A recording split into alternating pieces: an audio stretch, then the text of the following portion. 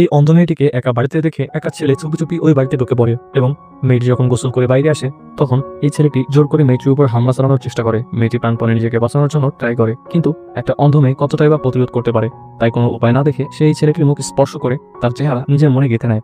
পরে মেয়েটির বাবা থানায় গিয়ে জানায় যে তার মেয়েকে কেউ একজন ধর্ষণ করেছে। এরপর তারা একটি মূর্তি দেখিয়ে পুলিশের সামনে দাবি করে যে এই লোকটি আসল অপরাধী। মূর্তি দেখে ইন্সপেক্টর অবাক হয়ে যায়, কারণ তার বিশ্বাস হচ্ছিল না যে একজন অন্ধ মেয়ে চেহারা না দেখে কিভাবে একজন মানুষের মূর্তি বানাতে পারে। তখন মেয়েটির বাবা জানায় যে তার মেয়ে যখন চোখে দেখতে পেত তখন সে মূর্তির কাজ শিখেছিল। মেয়েটি এতটাই দক্ষ ছিল যে তার মুখ ছুঁয়ে হুবহু তার মূর্তি বানাতে পারত।